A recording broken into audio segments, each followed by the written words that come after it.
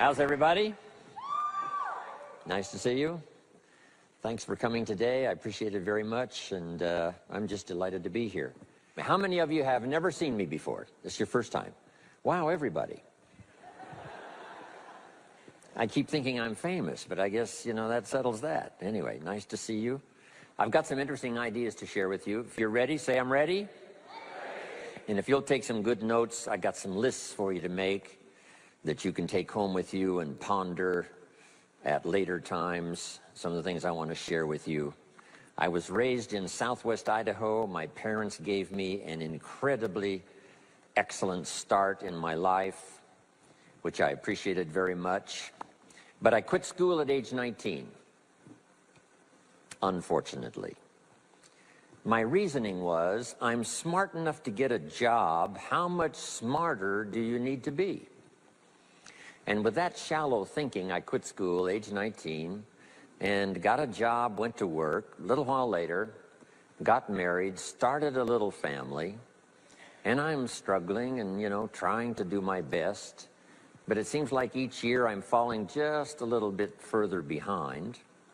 Finally, age 25. The climax of my sort of, you know, weariness with where I was, not doing as well as I thought I should, I hear a knock on my door, and I happen to be home alone. When I opened the door, there was a little Girl Scout about this tall selling Girl Scout cookies. And she gave me the finest sales presentation I've ever heard. Girl Scouts around the world, no better organization. And we've got these cookies, only $2, several flavors. And with a big smile, she very politely asked me to buy. No problem, I wanted to buy. Big problem, I haven't got $2 in my pocket. Now, I'm a grown man, I live in America, I've been to 1 year of college, I'm married, I've got a family, and I don't have $2 in my pocket. And I didn't want to tell her that. So I did what I thought was next best. I lied to her. I said, hey, look, I've already bought lots of Girl Scout cookies. I've still got plenty in the house that we haven't eaten yet. And she said, oh, that's wonderful. Thank you very much. And she leaves.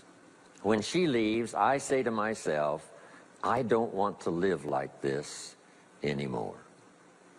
I mean, how low can you get lying to a Girl Scout? I mean, that's about as low as you can go. But I promised myself that day I was going to start my search of finding opportunity, finding somebody who could teach me and coach me on doing much better for myself and for my family and for my future. And shortly after that, I met a most extraordinary man, very wealthy, but a friend of mine said, you've got to meet this man. He's rich, but he's easy to talk to. He's got a unique philosophy of business and life. And the more he told me about this man, the more I said, I've got to meet this guy. And shortly after that, I had a chance to meet him. Sure enough, when I met him, I was impressed. Obviously, he was rich, but he was friendly and easy to talk to. And I said to myself, if I could just get around someone like him, and if he would coach me, I would be willing to learn anything. I'd love to be like him. Well, my good fortune was he invited me to join his company, and over the next 5 years, my dream came true. He coached me and taught me how to turn my life from pennies to fortune. And he's not alive anymore, but I'd like to pay tribute to him one more time, Mr. Earl Schoaf, for the dramatic impact he had on my life, especially during that 5-year period. And so my whole life turned around. I made my fortune by the time I was 32, starting at age 25. And some of the ideas that I want to share with you today came from that 5-year experience. Then from there, I got into lecturing and giving seminars, and I've written a few books. And my career now spans about 41 years. But I'll never forget the impact this gentleman had on my life with a few simple concepts that totally changed my life, changed my future, and changed everything. Jim Rohn's view of the 21st century. Here's number one, unprecedented opportunity. we not only have begun a new century, century 21, it's a new millennium. A millennium is a 1,000-year period. We've had 6 so far. This is the beginning of the 7th millennium, and some scholars tell us that this could very well be an extraordinary time for the human race, this 7th millennium. And there's probably a lot of good reason that that is probably true. Unprecedented opportunity. We've now got the technology. We pick up a telephone now and talk to somebody on the other side of the world. Transportation now is so easy. I get on an airplane in Los Angeles, and 13 hours later, I'm in Tokyo. 5 meals, 3 movies, and you're there. I mean, you know, it's a simple deal. Anyway, we've got technology, we've got transportation, we've got all the rest, right? So this is going to be a time of unprecedented opportunity in every field you can imagine, every industry, every country. It's going to be the greatest period of opportunity time in the history of the human race, the 21st century, especially these opening years of the 21st century. So that's number one, unprecedented opportunity. Now here's the second note to take. Now also keen competition, because we now play the world game. And it's not just competition across the street and company to company and, you know, division to division and, you know, company to company. Now it's worldwide competition. A job now becomes available. Does it go to someone in Minnesota or someone in India? Worldwide competition. So now you've got to be ready to cash in on the opportunity, but you've also got to be ready for the competition. So I've got some interesting ideas on how to be prepared for both opportunity and competition in these opening years of the 21st century. Here's some of my best advice. Number one, you've got to have more than one skill. It's okay to have one skill, but I'm telling you, if you want economic safety for the future, especially this century, my personal opinion, you need more than one skill. We've seen people, right, the last 15, 20 years that only had one skill, worked for this company for a long time. The division the guy worked for got chopped, eliminated. Now he loses his job. Now he tells us he's in economic distress. Why would that be? Simple answer. He only had one skill. So for economic safety for the future, my personal advice, you gotta have more than one skill. In fact, it led me to my first fortune, and that was learning more than one skill. I started learning these extra skills in Idaho, where I grew up. I knew how to milk cows, but it didn't pay very well. Then someone gave me this incredible advice. If you want to lay the foundation for a future fortune, you've got to learn more than one skill. And I started that process age 25. Here's the first one, and I started part-time, a little sales job that I got. A product that I believed in, learned how to present it well enough for somebody to say yes, gave excellent service so that that would lead to multiple sales, and this little extra part-time job in sales absolutely started multiplying my income. From milking cows, now I've got this ability now to start getting customers, keep them serviced, and make some money in this extra skill. So now I've got 2 skills, milking cows and finding customers. Here's the next skill I learned, just to give you a quick list. Next was finding good people. If you've got a little enterprise going and you need some people, you have to just go look for them. And when I learned this skill, finding good people for my little enterprise, I couldn't believe how it drastically changed my income. My income now starts to multiply, not just increase. So now I've got what? 3 skills: milking cows, getting customers, finding good people. I'm on my way. Here's the next one that paid me big money, in case you're interested, and that's organizing. Organizing simply means getting people to work together. Big challenge, but if you learn the skill, getting people to work together, they pay extraordinary money. Here's the next one that really increased my income substantially, and that's promotion and recognition. Rewarding people for small steps of progress. I mastered this one. And here's the philosophy behind it. Be so busy giving other people recognition you really don't need it for yourself. I mastered this. Guess what it pays? Big money. Let me just give you one more, and it's in 3 parts. And that's communication. Learning to affect other people with your language. Of all the things not to be lazy about, it's language, because words can work miracles. And communication I found in 3 parts. Here's number 1, training, showing somebody how the job works. Showing somebody how the business works. We call that training.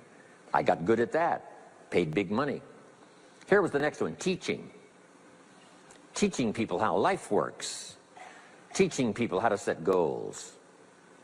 Teaching how to become a leader, manager, entrepreneur. Stepping up to the higher opportunity and better challenge. This one paid me extraordinary money. But this one paid the best. Learning to inspire. Helping people to see themselves better than they are. So I've got how many skills, right? A big long list. So, safety, economic safety for the future, especially the opening years of the 21st century. Learn more than one skill. Here's number 2. It would be good to learn more than one language. Some of my business colleagues who speak 3 or 4 languages earn $3-4 million a year. One of my friends, Leon Weisbein from Russia, I remember when he was making $3 million a year, he spoke 3 languages. Here's what he said, I think I'll learn another language, make another $1 million. Those extra languages are so valuable. When I travel the world, I got to find somebody that knows more than one language, or I'm in deep trouble. If you think the time has passed you by to learn that 2nd, 3rd language, make this note. You heard it from Jim Rohn. Give it as a gift to your children. The 2nd language. Maybe that'll inspire them to learn the 3rd language, and then no telling where it might go from there. I asked a school teacher one time, how many languages can a child learn? Here's what she said, as many as you will teach them. They don't lack capacity, they don't lack intelligence, they certainly don't lack curiosity, they only lack a teacher. So you got my good advice now? More than one skill, more than one language. Here's the rest. Learn the simple economic formula that works for everybody, and I can give it to you in just a couple of sentences. A simple economic formula. Kids can understand it. Anybody can understand it. Anybody that wants to get paid. Here's the language for your notes. We get paid for bringing value to the marketplace. That's as simple as you can put economics. Anybody that wants to get paid. You get paid for bringing value to the marketplace. The marketplace is the people. Now, the value we bring is one part of it, a product or a service, but here's the other part, the value you become. So just off to the side, put the value is 2 parts. The value you bring, like a product. If you manufactured it, you might keep improving the product. If someone else manufactured it and you're out selling it, they probably keep improving the product. But this is the one you have to work on yourself. The value you become, like an entrepreneur, a leader, a teacher, supervisor, manager. What you become also pays much more than what you bring. Once I understood that, then here's what my mentor said. Go to work on yourself harder than you work on your job. If you work hard on your job, you can make a living. Then, he said, if you work hard on yourself, you could make a fortune.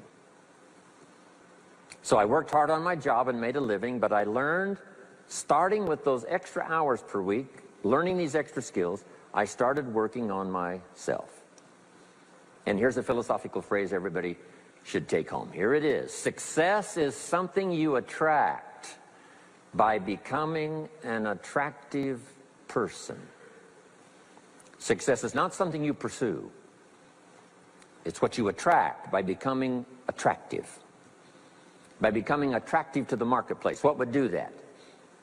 Multiple skills, multiple languages, and then some of the things I'm going to talk about the rest of the seminar. So, now what else would help you to be attractive to the marketplace besides more than one skill and more than one languages? I've divided it into five simple, basic fundamentals of ideas to ponder and think about that will increase your value to the marketplace. Could perhaps, like it did for me, multiply your income by 2, and then multiply it by 3, and then multiply your income by 4, and then by 5. And once you get there, it's not that difficult to multiply it by 10, because all you have to do is make sure you become more valuable and more valuable and more valuable. You don't have to work on the economy, because here's the first note. Each person's income is determined primarily by their philosophy, not by the economy.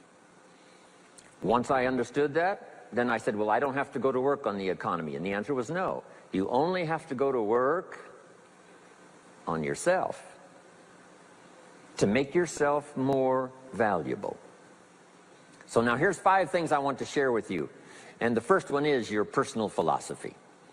What could get you more prepared and ready for cashing in on the opportunity of the 21st century? And here's the first one, personal philosophy.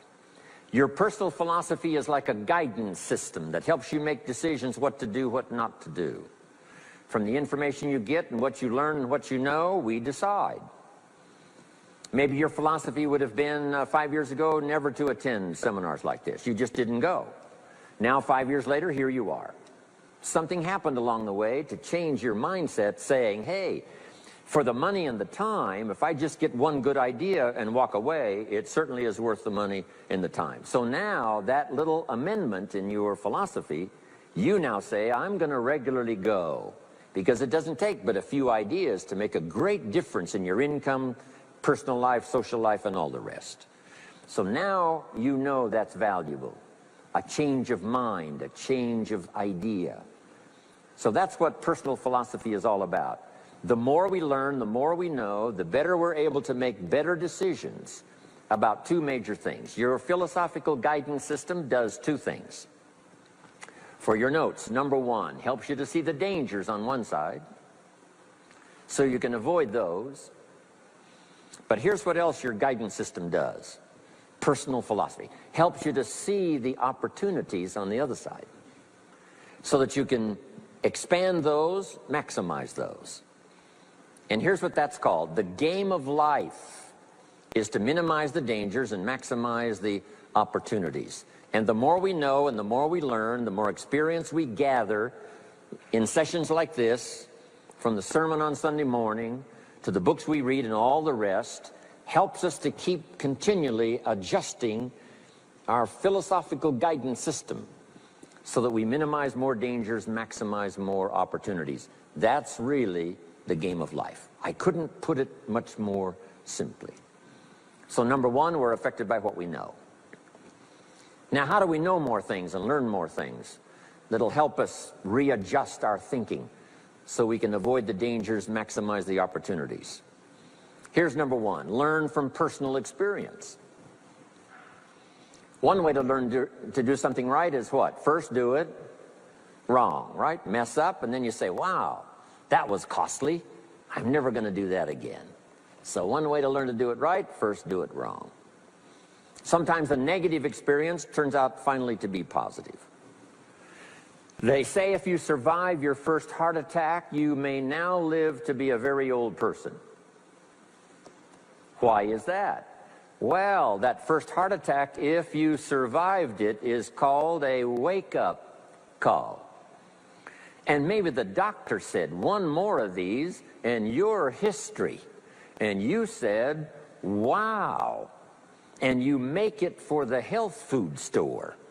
And you start reading every book you can find on good nutrition, how to avoid another one of these heart attacks, and you start jogging and start walking and doing all of the stuff, and this total change of lifestyle could now save your life and cause you to live to be a very old person. Here's what my mentor said, that's some of the best advice I ever got. He said, Mr. Rohn, if you will change, everything will change for you. If you'll start making personal changes, your income will change, your health will change, your future will change, everything will change, if you're willing to start making the changes. So sometimes a negative experience now causes us to really make a sudden shift in our philosophical guidance system that says, hey, I'm never going to let this happen to me again. Fantastic. Now here's the next way to learn, and that is to learn from other people's experiences, whether they are negative or positive. It's too bad failures don't give seminars like this. Wouldn't that be good information? Now, we don't want to pay them, so they don't lecture, but their information would be valuable. If you know a guy that's messed up his life for 40 years, you have to say, John, would you spend a day with me? And I will bring my notebook and take good notes. A good-looking guy like you, beautiful family, every reason to do well, threw it all away. Teach me how for the last 40 years you messed it all up. And he tells you, and you take good notes. Learning from the negative side of someone's experience. If somebody tells me these eggs are rotten, I'm not going to make an omelet and try it, right? I'm just going to take their advice and their know-how. So, learn number one from your own experiences, learn number two from other people's experiences. And my mentor taught me to always keep a journal. Here's what he said, don't trust your memory. If you want to live a dynamic life, multiplying your income, multiplying your future, be a good student. If a good idea comes your way, write it down, then ponder it, then perhaps go do it. Okay. Now, your philosophy comes from what you learn, comes from what you know, comes from other people's experiences. 3 ways now to learn from other people. Here's number one, learn from what you see. One of the great watchwords of these early years of the 21st century, pay attention. If you just watch, you can pick up clues. Success leaves clues. And if you'll be a better observer of the winners and the losers, those that are doing well and those that are falling behind, and just take mental notes and good notes and say, I'm going to adjust what I'm doing based on what I see. Here's number two. We learn so much from other people based on what we hear. Here's good advice on that. Be a selective listener. Listen to voices of value that have experience, ideas, reputation, something valuable to share. Now here's number three. Read all the books. Now there's millions of books, so you can't read all the books. But make this note. Read all the books you need to read to make you as wealthy as you want to be, as healthy as you want to be, as prosperous, as productive, as unique a human being as you want to be. Read all of those books. Don't leave those books go unread. My mentor got me started on my library when I was 25. I got one of the best. If you saw my library, you would be impressed.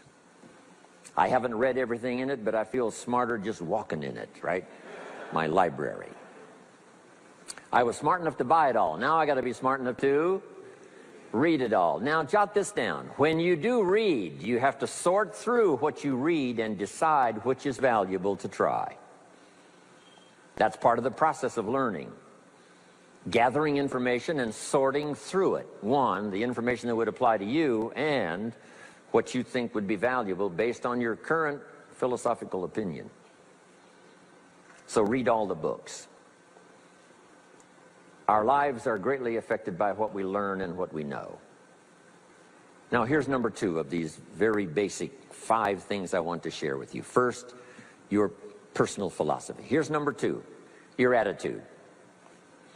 First, we're affected by what we know. When I talk to the kids in high school classes, college classes, that's the first thing I tell them. Get the information while you're here. Right? Nothing worse than being stupid when you get out of school. So get the information. Being broke is bad, but Being stupid is what's really bad. And what's really, really bad is being broke and stupid. Nothing much worse than that, unless you're sick. Right? Sick, broke, and stupid. That's about as far as you can fall unless you're ugly, right? But surely that would be the ultimate, right? The ultimate negative life. Ugly, sick, broke, and stupid. So learn all you can. We're affected by what we know, so get the information. Don't be lazy in learning.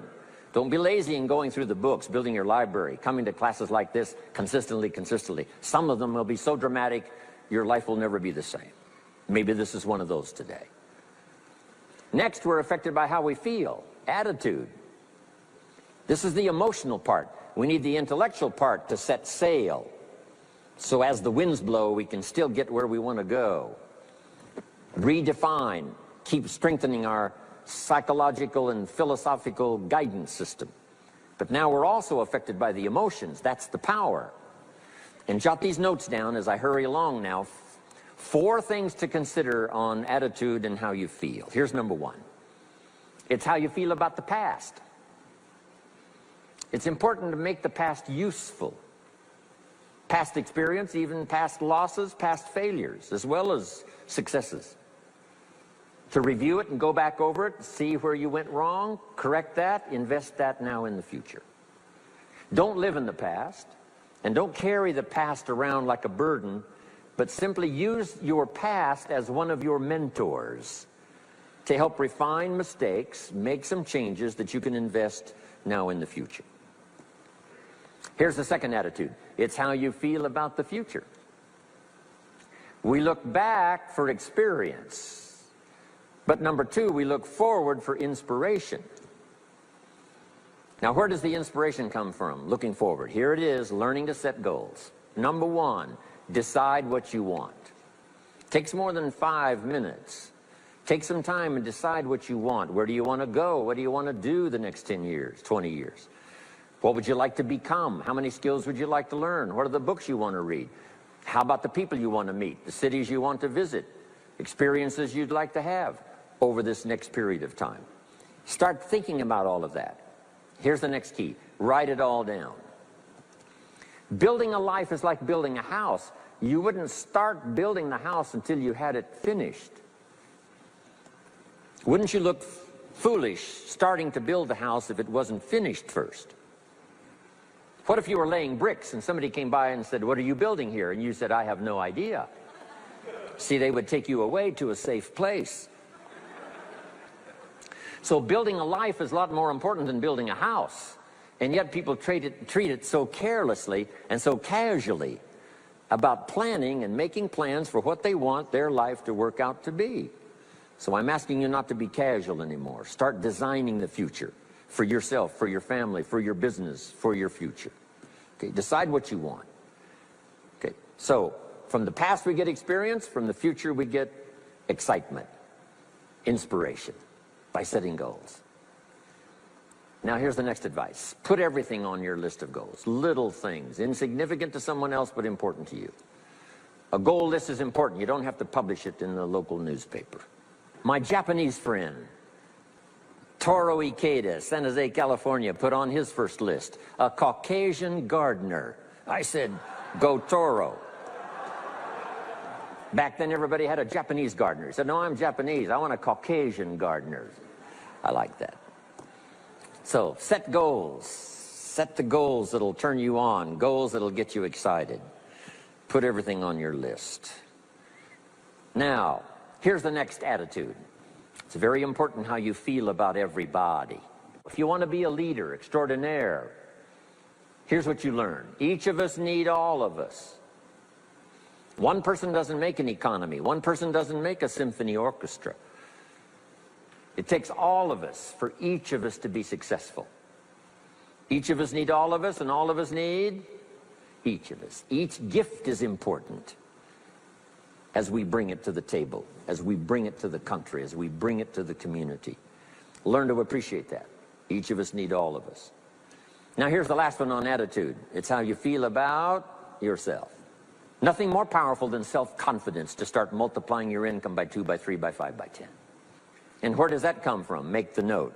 It comes from self-esteem. Doing the things you know you should do, and at the end of the day, your self-esteem is soaring and high. You've met the people you said you'd meet. You made the calls you said you would make. You did the things that you required of yourself to do. And at the end of the day, you feel great about yourself. That is one of the greatest motivating factors for the future. Self-esteem. Feeling good about yourself. Now let me give you the miracle piece of this formula. If you're ready, say, I'm ready.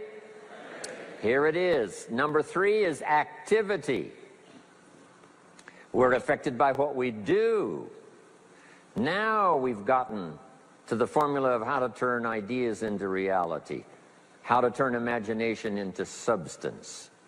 It's called number 3, activity. So add these notes to it now. Activity is the work. Activity is the labor. You might add labor pains. I'm short on personal experience here, but the mothers in the room would tell us that we know what that's all about. Labor pains. Why would an upcoming potential mother be willing to put herself through maybe a rather painful experience? She said, that's an easy answer. And it's for your notes. It produces new life. Why wouldn't she put herself to the labor? Now comes the miracle of new life. And whether it's new career life, or new business life, or new friendship life, or new married life, or new life of any kind, it has to come from the work. It comes from the labor. In fact, labor was so important. Here was the original formula for labor. If you have forgotten it, remind yourself. For your notes, 6 days of labor and what? 1 day of rest. Now it's important not to get those numbers mixed up. Why is that? Here's why. Why not 5-2? I don't know, maybe 5 and 2 would be okay. If God would have thought of 5 and 2, he might have made it 5 and 2. Right? You can't think of everything when you're putting one of these together. But maybe one of the reasons for 6-1, jot this down now. If you rest too long, the weeds take the garden. Not to think so is naive. As soon as you've planted, the busy bugs and the noxious weeds are out to take it. So you can't linger too long in the rest mode. You've got to go back to work. 6 days of work, then rest and spirituality and friendship and change of pace. And then go back over the last 6 days. What did I do? What did I miss? Who did I miss? What happened? So that I can invest those corrections in the next 6 days of higher productivity. Have you got that now? 6 days of work, 1 day of rest. Don't get the numbers mixed up. Activity. Now, activity finishes the miracle. Good question for your notes. How did this convention center get here? Let me give you the steps. Number 1, somebody saw it while the property was vacant. You say, well, how could you see a convention center if it isn't here? It's the only way it will be here. And somebody has to see it so clearly they can draw a picture of it, saying, this is the convention center. You say, no, it isn't there. They say, yes, this is the convention center. The artist's rendering shows you a picture of what isn't there. That's the beginning of imagination. So to turn nothing into something, here's what you do. Imagine the possibilities. That's why we recommend testimonials, for someone to say, hey, I started with pennies and I made a fortune. And when they finish, sometimes they say something like this: if I can do it, what? You can do it. And we start imagining the possibilities. Here's number 2. Have faith to believe that some of them are possible for you. And both imagination and faith are powerful forces. But we still don't have a hotel. We still don't have a house. Even though those are powerful forces, it is the beginning. Now, imagination and faith must be deposited in activity, or it is wasted. But the finishing touch of the miracle process is now, go to work. Go to work and build a better career. Go to work and build good health. You can't have good health without the work. When did we start hearing that phrase? No pain, what? no gain. You got to do the work. You can read all the books until you're wise. You can have faith and believe until it is extraordinary. But now you must go to work. And if you'll learn to appreciate the work that produces the miracle of good health, the miracle of a career, the miracle of a relationship, the miracle of a fortune, only humans now can do this. The birds of the field can't do it. No other life form can imagine and create something from nothing. Have faith and then build it and make it real. Only humans. It's an extraordinary gift. Depends on how often you use it. So number one of the ideas I wanted to share with you to make this an extraordinary opening year century for you is philosophy. We're affected by what we know. Second is attitude. We're affected by how we feel. Third is activity. We're affected by what we do. Now here's the final two pieces. Number four, learn to measure progress. Once you've set up a project now, you want to turn nothing into something. Now you must measure your progress. How are you doing? Here's how we teach it to our children. Life expects us to make measurable progress in reasonable time. Measurable progress in reasonable time. That is the game of life. So part of it is not just to set up the proposed project, but as we start working on it, we start measuring how we're doing. Now first, what is reasonable time? You can't ask someone every 5 minutes, how are you doing now? See, that's too soon. Guy says, I haven't left the building yet. Give me a break. Now, we can't wait 5 years. That's too long. So there's reasonable time. So make this note now. What is reasonable time? One, at the end of the day.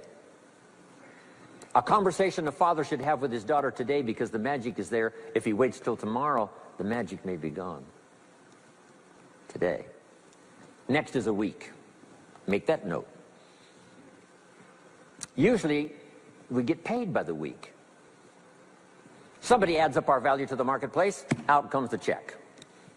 The next week, somebody adds up our value to the marketplace, out comes the check. What I learned to do is to change my value to the marketplace so the check kept getting bigger and bigger and bigger. I didn't have to change the economy, I only had to change myself. Measure your own progress. Success is a numbers game. We demanded of our children, how many years do you want your child to spend in 4th grade? Approximately. About 1 year, right? You say, well, if they're nice kids, would you give them 3 or 4 years? You say, no. This is not a nice game. This is getting ready for the future. This is getting ready for the challenges and the opportunities. You can't linger in 1 grade more than 1 year. Now make this note. The same should go for us as adults. Don't linger more than 1 year in 1 grade of learning. Adult, management, entrepreneurship, leaderships of all kind. Keep up the pace of learning. Okay. The numbers. Measure. Count. Now here's the key. Face the truth. If you're only making this much progress, you know, there's no use trying to kid the world, no use trying to kid anybody else, and especially don't kid yourself. If in a period of time you've only made so much progress, you just got to swallow hard and say, this is the truth. I've got to face it. Now, what could I do to start increasing my progress and make my health better, make my income better, make my investments better, make my value to the marketplace much better, get busy learning the 2nd skill and the 3rd skill and the next language and the next language to increase my value? I got to get busy and do that. See, if you will do that, I promise you, one of the greatest motivating factors in the world is progress. And if you'll measure it, you'll get excited. Now here's number 5 of the 5 major things I wanted to share with you to make these opening years of the 21st century really pay off for you. And here's the word, lifestyle. Learning to live well, because the ultimate essence of life is not a Ferrari.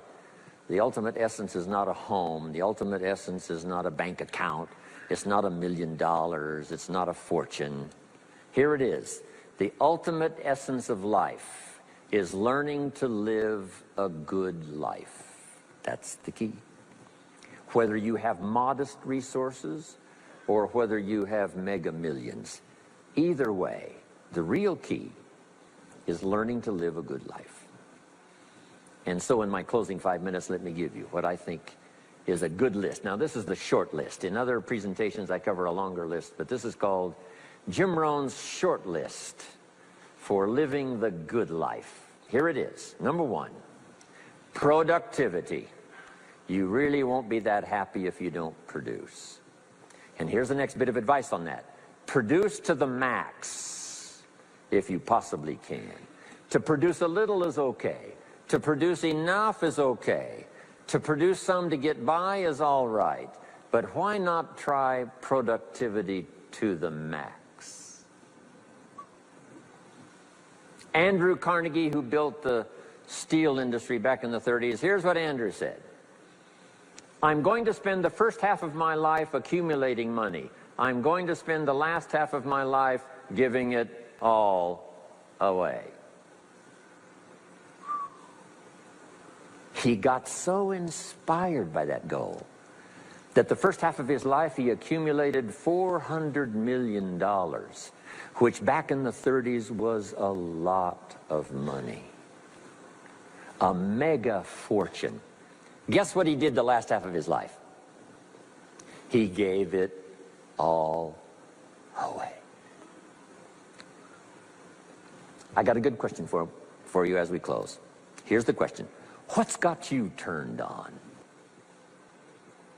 What's got you up early? What's got you eager to face the day? What's got you inspired to learn the extra skill, put in the extra time, go the extra mile, learn how to work with people, guarantee your future? Good question. Here's number 2, good friends. You got to have good friends. The best support system in the world is good friends. Collect and nourish those as priceless.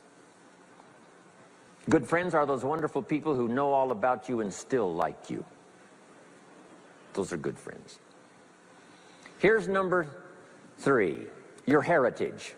What's made America so unique among all the nations of the world and the greatest experiment in the history of the world?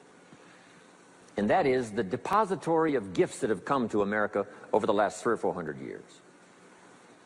The heritage from all walks of life, all over the world. Now, the key to keeping America vital and powerful and unique for generations to come is to keep alive these heritages.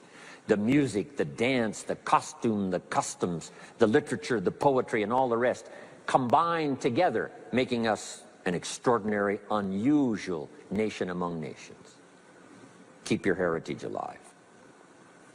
Here's number 4, your spirituality. Whatever you believe in terms of spirituality,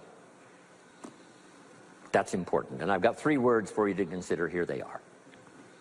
Study, practice, and teach. Whatever you believe in terms of spirituality, study, practice, and teach. Don't leave your spirituality unstudied, don't leave it unpracticed, and don't leave it untaught. It's one of the major components of a good life. And now to close, for your notes. Take special care of the inner circle. Family, close friends. Nourish them, they will nourish you. Inspire them, they will inspire you. And take care of the details, the little things that makes it special for family and friends. When my father was still alive after my mother died, my father lived about another 7, 8 years. When I used to travel, I would try to call him while he was having breakfast with the farmers, southwest Idaho. Make a special day. If I'm in Israel, I got to get up in the middle of the night, but I call in the middle of the night, Papa, I'm in Israel. And they would bring him the phone in this little cafe called the Decoy Inn. And Papa would say, Israel, son, how are things in Israel? And he'd talk real loud so everybody could hear, right? Say, Papa, they gave me a reception last night on the rooftop overlooking the Mediterranean. He'd say, overlooking the Mediterranean. Now he's got a story to tell for the rest of the day. My son called me this morning while I was having breakfast with the farmers. I know he had to get up in the middle of the night. Special days. One more scene. I thought about my father walking down the lane on the farm to the mailbox, opening it up.